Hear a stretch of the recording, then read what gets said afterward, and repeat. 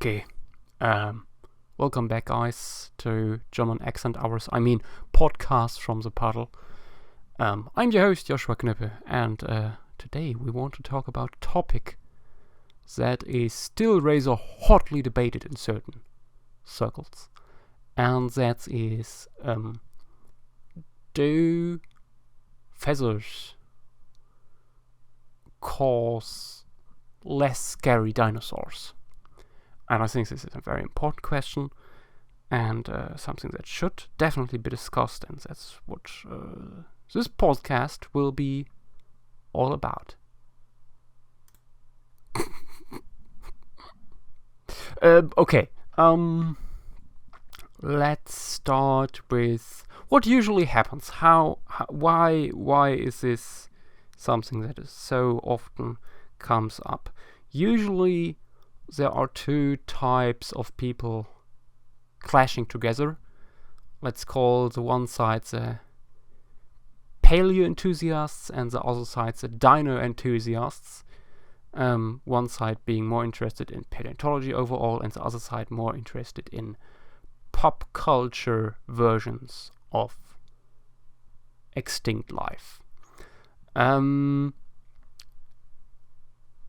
And often we have the dino enthusiasts coming around the corner being like, feathers on dinosaurs look stupid. They are so much less scary, not even scary anymore, and just look silly. And on the other side, the paleo enthusiasts start posting tons of pictures of birds, especially birds being brutal in real life. Like oftentimes you see pictures of giant petrels burying their beaks in fresh carcasses, or still living penguins, and cassowaries kicking the shit out of people, and eagles carrying goats away with their talons. If you are, and I suppose you are, if you listening to this podcast, if you are familiar with these conversations, then you know that it's usually a back and forth, a shit fest. And my stance on this whole thing is, what the fuck? Why? Why do you even discuss this? Why is scariness and horror even important? Why is that something that is discussed? I'm seriously struggling to comprehend this.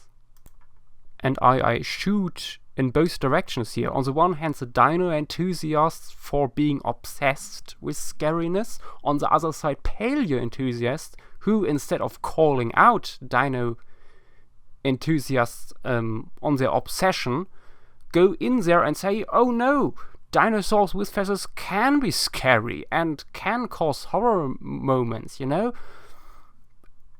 I feel like this is completely the wrong way of going into such a discussion. I think part of the problem here is that in pop culture, dinosaurs are usually an element used for horror or adventure or stuff like that. You rarely have dinosaur movie or game or something where the dinosaurs are not wild, scary forces of nature. And I think this is part of the problem. I think you don't need dinosaurs to be scary. Everything, they can be forces of nature, but they don't have to be these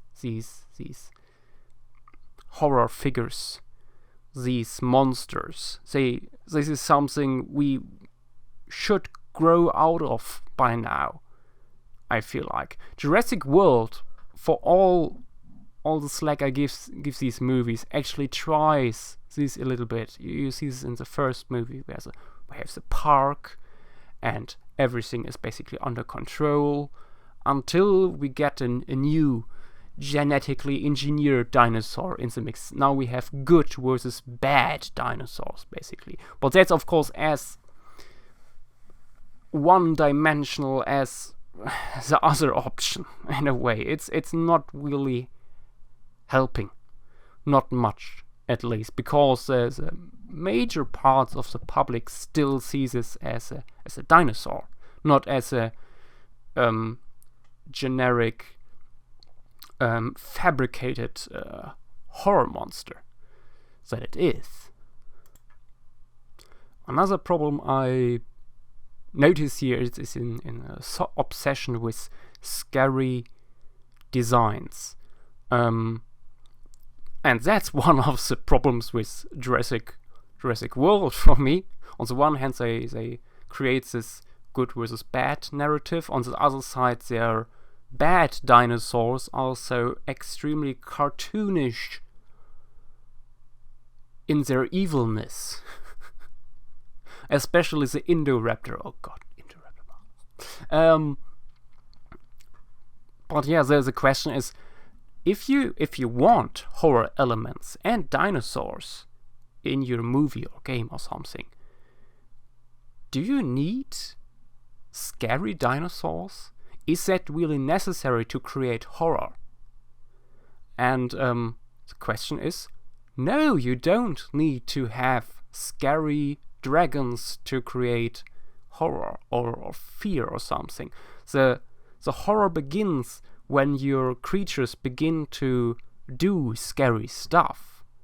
Like when you look at the Jurassic Park, the first movie, the raptors there, their design isn't particularly scary when you look at them. Some of them look even kind of friendly. I mean, they have lips, for example, you don't see the teeth, and they move in a more birdish way. The scary part begins when, because you can't often see them. They are so fast and so intelligent. Like, one of the scariest moments in the movie is when one raptor opens the door to the kitchen. It's not the design. You don't actually see much of the raptor here. That causes the horror. But what the animal does is the really scary stuff. And the potential that lies behind this intelligence and murderous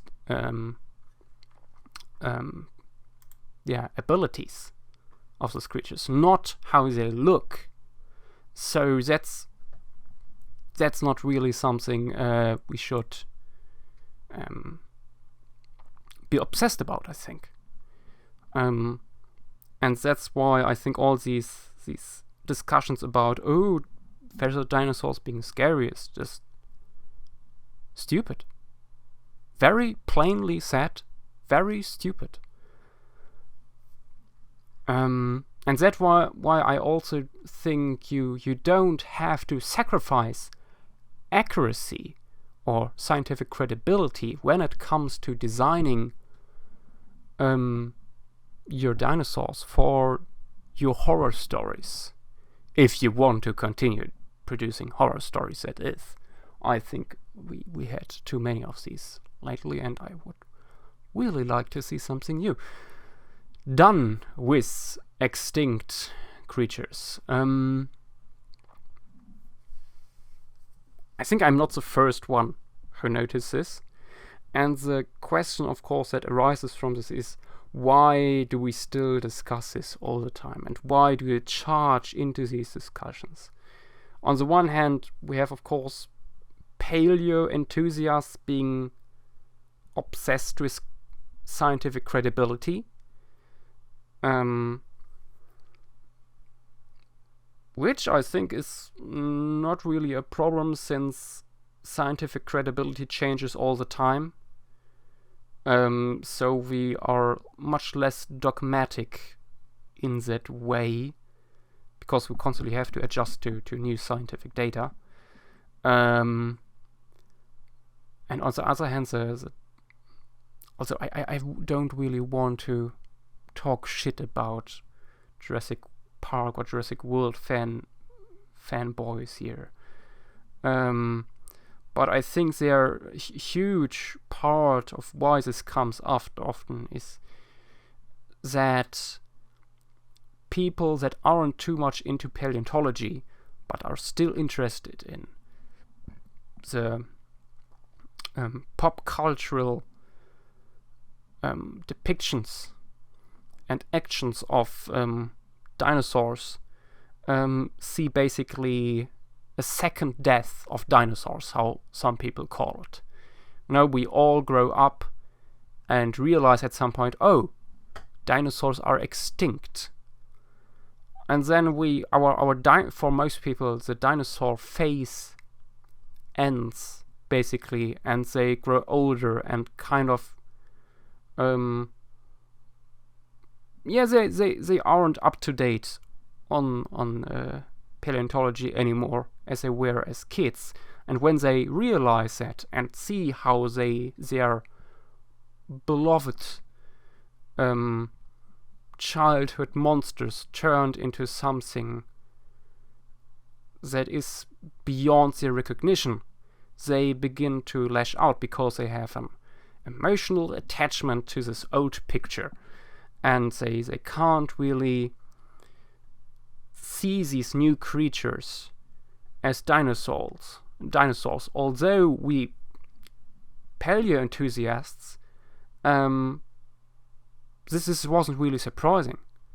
The wool stuff was growing feathers suddenly, and more social behavior. On the other hand, less social behavior, and the way we think about dinosaur interactions and everything. It hugely changed our understanding of their evolution and social behavior, and a lot is changed and is still changing. But because we were along for the ride, we don't really grow this massive emotional attachments. For us, the process of science is much more important than the illusions we paleo artists create out of them. And so we see these different philosophies, if you want to call it that, clash. But I think it's time for both sides to wake up in a way. For dino enthusiasts to learn to live with the new way dinosaurs are potentially portrayed. And on the other hand, we paleo enthusiasts have to learn how to debate these arguments properly and without hurting people, but also to let go of the illusion that we might turn people around and suddenly vote for your ideas.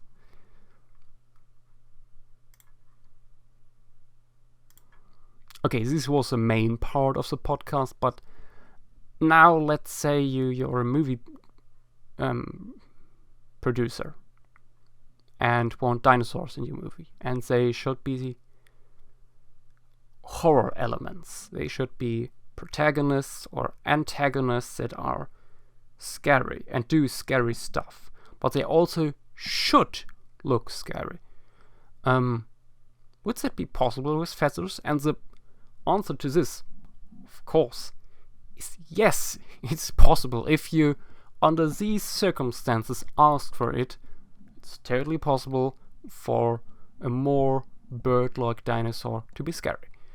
How could that look like, you might ask? And most of these dino enthusiasts probably were exposed to all these headlines comparing feathered dinosaurs to chickens, for example. This is a comparison that is often used because chickens are, to most people, the closest they will usually get to a living dinosaur. or pigeons, because that's the bird we have the most around us. Basically, we see it frequently, we eat it frequently, and so you get many comparisons to chickens, and more recently also to cassowaries, for example. But there are so much more out there in the bird world. Bird world. Blah, blah. English is difficult. Where you could look at for interesting design elements, like the mean-looking eyebrows of eagles and the weird dewlaps of certain pheasants, or something that comes to mind, or the pitch black of certain corvids can also be fantastic. Also when they have a iridescent shine to them. You know, if you use that really effectively, it can work wonders. Also, remember, for example, wings. Oftentimes, these little flappy, useless wings are brought up in such discussions for why feathered dinosaurs aren't scary. But when you think about it, these wings would be quite huge in larger dromaeosaurs, for example.